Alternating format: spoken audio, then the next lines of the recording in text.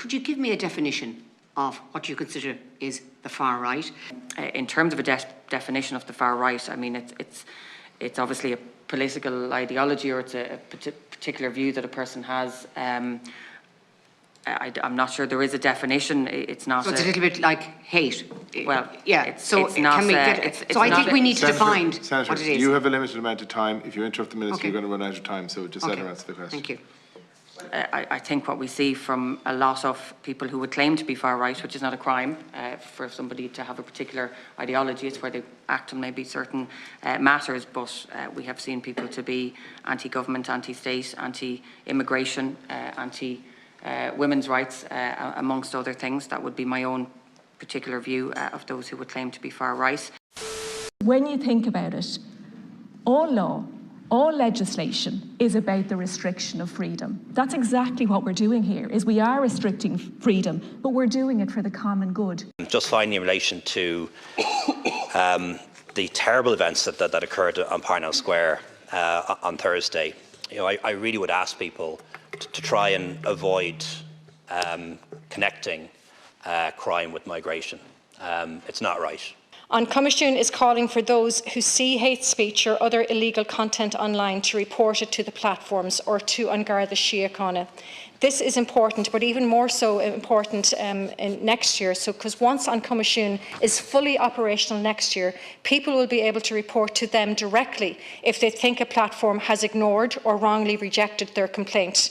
And these reports can then be used by Comisiún Naman to decide where to focus their oversight and investigations and ultimately their enforcement action. Finally, on Comisiún's first online safety code, as provided for under the Online Safety and Media Regulation Act, will be adopted in early 2024. A draft code will be published very shortly for stakeholder consultation, and this will hold the video sharing platforms accountable for how they protect their users online and will deal with extremist content like hate speech and incitement to violence. This is a new era in which the regulators and the people they serve will be empowered to make the online world safer for all. While it's true that the Irish have known a fair share of oppression, the reality is during that oppression we still maintained our invisibility cloak of white privilege. And we often hear about white privilege, and it hadn't really occurred to me that I had white privilege as well, but now, listening to you, I understand that I do have a privilege. I think we shouldn't forget that our Parliament still looks very male, very stale and pale. Of course you can say that. You're a middle-class white man. So you view the law completely different to somebody who is a traveller, to somebody who is uneducated, to somebody who's maybe a member of the Roma community. So it is very, very different. You know that the law doesn't treat you the same. It doesn't treat you the same.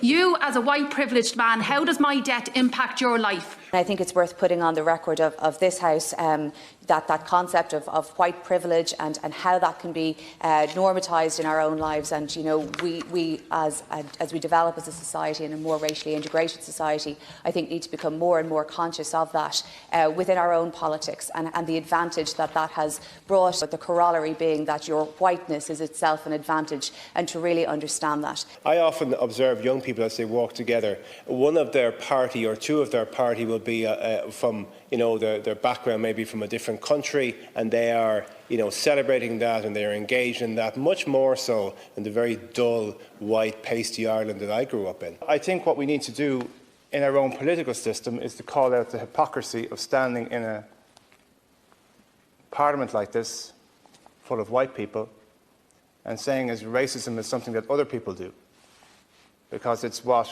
politicians here in Ireland do. Because the Ireland that I grew up in was made for people just like me. It was made for white, middle-class, able-bodied, heterosexual men. It was made for us. We've always run this place. We see ourselves everywhere. And if you walk around the walls of, or the halls of this esteemed building, you generally see people who just look just like me. There is obviously a fairly obvious deficiency in what we're doing. We're basically a room full of white men talking about racism. So just to name that. One thing I strongly agree with the Deputy on is the need to set a target to have a number of people from ethnic minorities in areas of the public service. We have a health service that's very diverse. although less so as you go up towards the senior positions. Not so much in the Gardaí, not so much in the Defence Forces, not so much in the education sector, as the Deputy mentioned, not at all in the civil service, which is very white, including the Department of Equality, for example, and that actually needs to change. There's serious work that needs to be done in the context of Irish politics, because even when you look at a male-dominated politics, who are the males dominating that? And the majority are more privileged, are predominantly white. There is very little ethnic visibility across any of that. So measures need to be put in place to start looking at that. Yeah, the last thing we want to do is replace a bunch of straight white middle-class able-bodied men with a bunch of straight white middle-class able-bodied women. I think we need kind of intersectional approaches, but I know that's not what you were. Yeah, no, I take that point. I was just trying to hone in on that one. I mean, it's vast, but it's made up of a number of elements. Gender is one. Yeah.